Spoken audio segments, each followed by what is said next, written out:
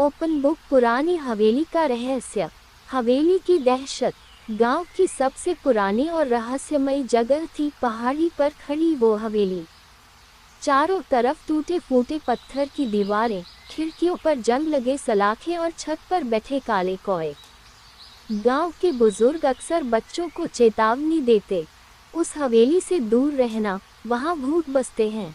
लेकिन बच्चों को हमेशा उस हवेली को देखकर रोमांच होता, खासकर राहुल और उसकी छोटी बहन सिया को। राहुल 11 साल का था, निडर और हमेशा रहस्य सुलझाने के लिए उत्सुक। उसकी बहन सिया 9 साल की थी, थोड़ी डरपोक लेकिन कल्पना शक्ति से भरी हुई। दोनों अक्सर खिड़की से हवेली को देखते और बातें करते। एक दिन सिया ने कहा, भैया, क्या सच में वहाँ भूत हैं? राहुल मुस्कुराया, अगर भूत होते तो गांव वाले कब के भाग जाते। मुझे लगता है वहाँ कोई रहस्य छिपा है, सिया कांपते हुए बोली। लेकिन सब कहते हैं कि रात में वहाँ से रोशनी निकलती है और हंसी की आवाज़ आती है। राहुल ने गंभीर होकर कहा, तो चलो देखते हैं, आज शाम हम वहाँ जाएंगे। सिया घबरा गई, क्या पागल हो गए हो? अंधेरा होते ही वहाँ जाना, अगर सच में कुछ हुआ तो? डरने की ज़रूरत नहीं है, मैं हूं ना। राहुल ने उसका हाथ थाम लिया। शाम होते ही दोनों घर से चुपके निकले। आसमान में बादल घिरे थे, हवा तेज चल रही थी। पगडंडी पर चलते हुए उन्हें अजीब सी सर्दी महसूस हो रही थी। जब वे हवेली के गेट तक पहुंचे तो अचानक गेट अपने आप चीं की आवाज़ के साथ खुल गया। सिया पीछे हट गई, भैया, ये अपने आप खुल गया। मैं नहीं जाऊंगी। राहुल ने गहरी सांस ली, शायद हवा से हुआ होगा। अगर अब लौट गए तो सारी जिंदगी सोचते रहेंगे कि अंदर क्या था। दोनों धीरे धीरे अंदर गए। हवेली की दीवारें जगह जगह टूटी हुई थी, सीढ़ियों पर धूल और मकड़ी के जाले फैले थे। अचानक एक खिड़की अपने आप धड़ाम से बंद हो गई। सिया चीख पड़ी, आह! राहुल ने फुसफुसाते हुए कहा, शांत रहो, शायद हवा होगी। लेकिन उसके दिल की धड़कन भी तेज हो गई थी। वे धीरे धीरे ऊपर चढ़े। हर सीढ़ी पर चर्रा की आवाज़ होती, जैसे कोई अदृश्य पांव उनके साथ चल रहा हो। ऊपर पहुंचते ही उन्हें एक कमरे से हल्की रोशनी दिखाई दी। दरवाज़ा आधा खुला था। दोनों ने हिम्मत करके झांका। अंदर एक पुरानी मेज पर मोमबत्ती जल रही थी। उसके सामने कुर्सी पर बैठी एक बूढ़ी औरत की परछाई दिखाई दे रही थी। लेकिन अजीब बात यह थी कि कुर्सी खाली थी, सिर्फ परछाई मौजूद थी। सिया की सांस अटक गई। भैया, ये क्या है? तभी परछाई ने धीरे धीरे सिर घुमाया। उसका चेहरा धुंधले धुएं जैसा था और ठंडी आवाज़ गूंजी, कौन आया है मेरी हवेली में? सिया ने राहुल का हाथ कसकर पकड़ लिया। भैया, चलो यहाँ से भाग चलते हैं। लेकिन राहुल कांपते हुए भी बोला, तब तुम कौन हो? परछाई ने ठंडी हंसी हंसी, हाँ, मैं इस हवेली की रक्षक आत्मा हूँ। जो यहाँ आता है उसे मेरा रहस्य सुलझाना पड़ता है, वरना वह हमेशा के लिए यही कैद हो जाता है। सिया कांपते हुए बोली, कब? कौन सा रहस्य? परछाई ने धीरे धीरे कहा, नीचे तहखाने में एक पुरानी पेटी बंद है, उसमें मेरा सच छिपा है। उसे खोलो, तभी तुम दोनों आज़ाद होगे, वरना तुम्हारी परछाई हमेशा यही रह जाएगी। इतना कहते ही मोमबत्ती बुझ गई। कमरे में घुप अंधेरा छा गया और दोनों भाई बहन ने अपने पीछे दरवाज़ा धड़ाम से बंद होते सुना। तहखाने का रहस्य। मोमबत्ती बुझते ही पूरे कमरे में अंधेरा छा गया। खिड़कियां धड़ाम धड़ाम करके खुलने बंद होने लगी। सिया कांपते हुए रो पड़ी, भैया, हम फंस गए, ये दरवाज़ा भी बंद हो गया।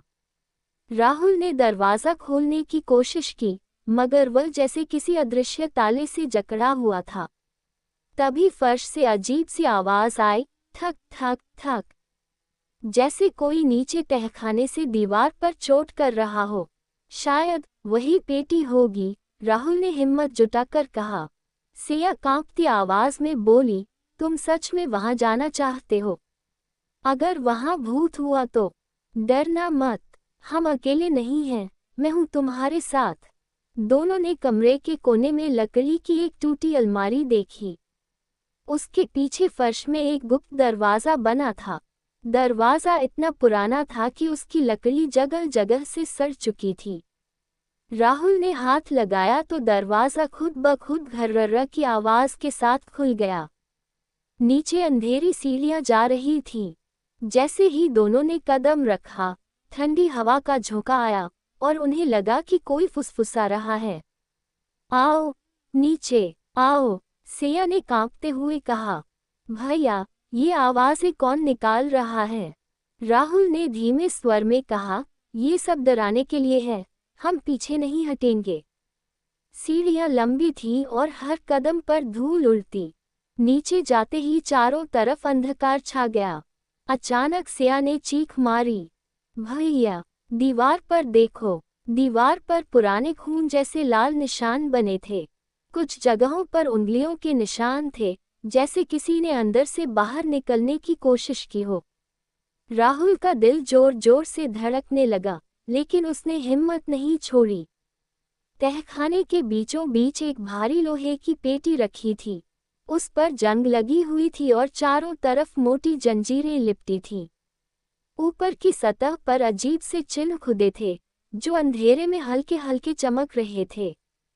सिया ने कांपते हुए कहा, भैया, ये तो भूतों का डिब्बा लगता है, इसे मत छूना। राहुल ने पास जाकर देखा। अचानक पेटी अपने आप हिली और अंदर से ठक ठक ठक की आवाज आई, जैसे कोई कैद चीज बाहर निकलना चाहती हो। दोनों पीछे हट गए। तभी चारों तरफ फुसफुसाहट गूंजने लगी, खोलो, खोलो मुझे। सिया रो पड़ी, नहीं भैया, इसे मत खोलो, हम मर जाएंगे। राहुल कांपते हुए बोला, लेकिन अगर हमने नहीं खोला तो हम हमेशा यहीं फंस जाएंगे। याद है उस परछाई ने क्या कहा था? अचानक पेटी की जंजीरें अपने आप ढीली पड़ने लगीं। खर्र खर्र छन्नन, और फिर धड़ाम, पेटी का ढक्कन खुल गया। अंदर से धुएं का गुबार उठा। धुआं धीरे धीरे इंसानी आकार में बदलने लगा। दोनों भाई बहन डर के मारे दीवार से चिपक गए। सामने एक लंबा काला साया खड़ा था। उसकी आंखें लाल अंगारों की तरह चमक रही थीं। वह साया धीमी और डरावनी आवाज में बोला, आखिरकार किसी ने मुझे आजाद कर ही दिया। सदियों से मैं इस पेटी में कैद था। सिया चीख पड़ी, भैया, ये भूत है।